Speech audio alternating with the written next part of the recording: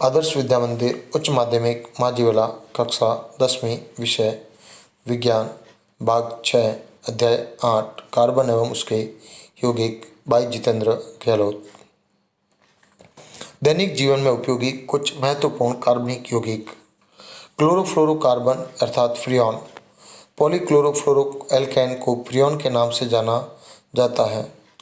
सामान्यतः वे तत्व जिन्हें CFC अर्थात पॉलीक्लोरोफ्लोरोकार्बन के नाम से जाना जाता है, ये कार्बन परमाणु में जब क्लोरीन व फ्लोरीन जुड़कर किसी यौगिक का निर्माण करते हैं तो इस यौगिकों को ही क्लोरोफ्लोरो तथा CFC के नाम से जाना जाता है। सामान्यतः फ्रियॉन का नामकरण कार्बन टेट्राक्लोराइड अर्थात CCl4 की अभिक्रिया हाइड्रोजन फ्लोराइड अर्थात HF से करवाने पर, जब CCl4 को HF से अभिक्रिया करवाते हैं और SbCl5 की उपस्थिति में करवाते हैं, उसी स्थिति में यह अपने SbCl की उपस्थिति में हाइड्रोजन का त्याग करता है और CCl3F प्लस HCl का निर्माण करता है, जिसे ट्राइक्लोरोमोनो फ्लोरोमेथेन अर्थात फ्रियॉन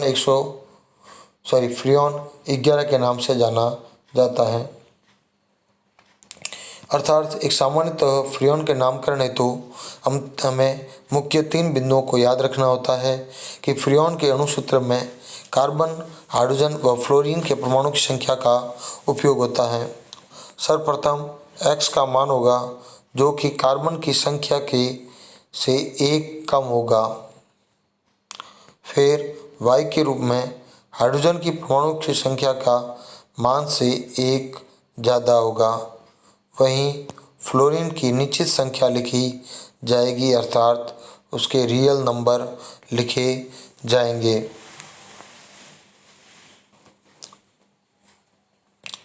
फ्रियॉन का उपयोग अक्रिय विलायकों के रूप में भी किया जाता है, तो वहीं शीतगृह अर्थात ठंडे स्थान वाले जैसे रेफ्रिजरेटर, एयर कंडीशनर, शीत संग्राहक घर आदि में प्रशीतक अर्थात वस्तुओं को ठंडा करने में किया जाता है।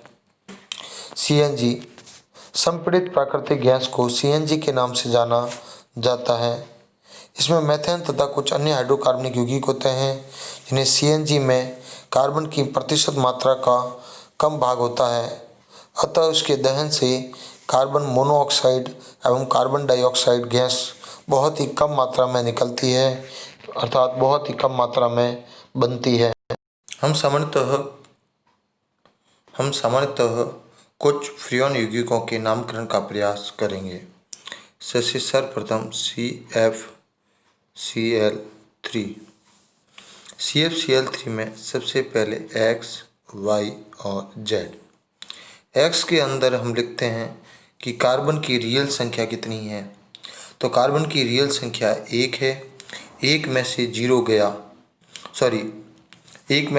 1 गया अर्थात 1 में से 1 घटाने पर संख्या प्राप्त हुई 0। Y के अंदर हम लिखते हैं कि हाइड्रोजन की संख्या कितनी है, तो हमने देखा कि इसके अंदर एक भी हाइड्रोजन उपस्थित नहीं है अर्थात इसकी संख्या 1 हुई। वहीं इसमें फ्लोरीन की कितनी संख्या है, तो यहाँ फ्लोरीन का 1 परमाणु उपस्थित है अर्थात Z का मान हुआ 1 अर्थात इसका नाम हो गया फ्रियॉन 011। वहीं दूसरा यौगिक फिर देखा गया CF2Cl2 अर्थात यहाँ पे कार्बन एल्केन बॉन्ड की तरह उसकी सहसंयोजकता यौगिकों का निर्माण करेंगे। कार्बन की 1 संख्या है और उस 1 में से 1 घटाने पर प्राप्त हुआ 0। कार्बन के बाद हाइड्रोजन की संख्या 0 है अर्थात 1 जोड़ने पर 1। फ्लोरीन की वास्तविक संख्या यानी 2, तो नाम हो गया फ्रियॉन 12। इसी प्रकार अगले यौगिकों के रूप में हम देखेंगे तो उसी प्रकार कार्बन 1 की संयोजकता 4 होती है, तो इससे 4 परमाणु जुड़ सकते हैं।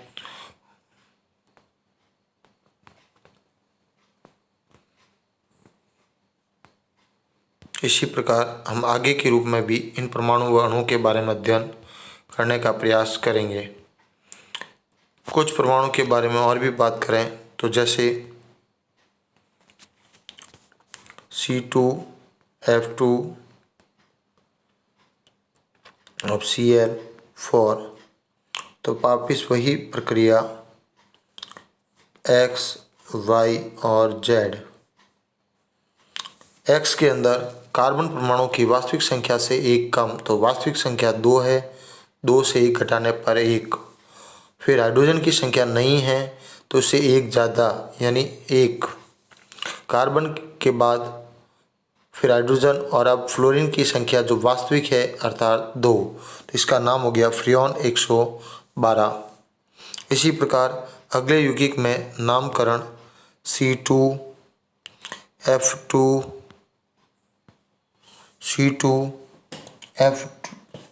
के बाद F3 और Cl3, तो नामकरण हो जाएगा कार्बन की वास्तविक संख्या 2 तो उससे 1 कम 1।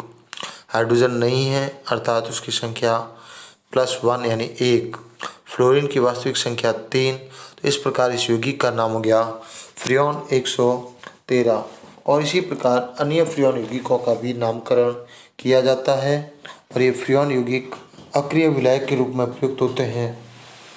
रेफ्रिजरेटर, एयर कंडीशनर आदि में भी इनका उपयोग किया जाता है। CNG अर्थात संपीड़ित प्राकृतिक गैस। सामान्यतः CNG का उपयोग हम हमारे घरों में मीथेन यानी हाइड्रोकार्बनिक यौगिकों के रूप में करते हैं, जहां CNG में कार्बन की प्रतिशत मात्रा कम होती है। कार्बन की मात्रा कम होने के कारण कार्बन मोनोऑक्साइड एवं कार्बन डाइऑक्साइड दोनों ही प्रकार की गैसें बहुत ही कम मात्रा में निकलती है। अतः ये पेट्रोलियम उत्पाद की तुलना में पर्यावरण को कम नुकसान पहुंचाती है। जहां पृथ्वी की गहराई में पेट्रोलियम के ऊपर परत के रूप में पाई जाने वाली गैसों को ही प्राकृतिक गैस के नाम से जाना जाता है। अर्थात जिन स्थानों से पेट्रोल का खनन किया जाता है तो उस स्थानों पर पेट्रोल से पहले कुछ विशेष गैसें निकलती है। यही गैसें प्राकृतिक गैसें कहलाती है और इन्हीं से ही इन गैस का निर्माण अर्थात CNG का निर्माण होता है। जब ये पेट्रोलियम का खनन किया जाता है तो उसके साथ ही प्राकृतिक गैसें बाहर आ जाती है। प्राकृतिक गैस को जब उच्च ताप पर संपीड़ित किया गया इसलिए इसका नाम पड़ा गया संपीड़ित प्राकृतिक गैस। संपीड़ित यानी कंप्रेस्ड यानी C, प्राकृतिक यानी नेचुरल, गैस यानी G। संपीड़ित प्राकृतिक गैस अर्थात CNG कंप्रेस्ड नेचुरल गैस। यह LPG से विभिन्न है क्योंकि LPG की तुलना में पेट्रोलियम का जब प्रभाजी आसवन किया जाता है तो पेट्रोलियम के कई अवयवों के साथ ये मुक्त होने वाली गैसों को ही पेट्रोलियम गैसों के नाम से जाना जाता है। LPG का पूरा नाम है द्रवित पेट्रोलियम गैस। क्या नाम है? द्रवित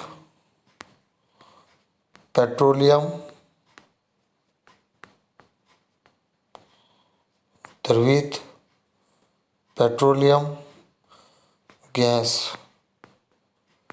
वहीं CNG का क्या नाम था? संपीड़ित प्राकृतिक गैस। इसी प्रकार हम इन गैसों का एक अनुमान निकालते हैं, एक नामकरण कर पाते हैं। इन गैसों को जब उच्च दाब पर संपीड़ित कर द्रव में बदला जाता है तो इसे LPG अर्थात लिक्विड पेट्रोलियम गैस के नाम से जाना जाता है। LPG की तुलना में CNG बहुत ही अधिक सुरक्षित गैस है क्योंकि ये LPG से हल्की होती है। यदि किसी कारणवश इनका रिसाव हो जाता है तो ये तुरंत ही वायुमंडल में फैल जाती है और LPG भारी होने के कारण ये वायुमंडल में नहीं फैल पाती, इसलिए दुर्घटना स्थल के आसपास एकत्रित हो जाती है, जिससे दुर्घटना की संभावना और भी कई गुना बढ़ जाती है। वहीं CNG हल्की होने के कारण वायुमंडल में फैल जाती है और दुर्घटना की संभावना को कम कर देती है। CNG का सामान्य उपयोग ईंधन के रूप में हमारे घरों में किया जाता है। अर्थात सीएनजी का उपयोग आज के समय में यातायात हेतु चलने वाले वाहनों में पेट्रोल तथा डीजल के स्थान पर भी सीएनजी का उपयोग बढ़ा है और इनका उपयोग किया जाता है। धन्यवाद।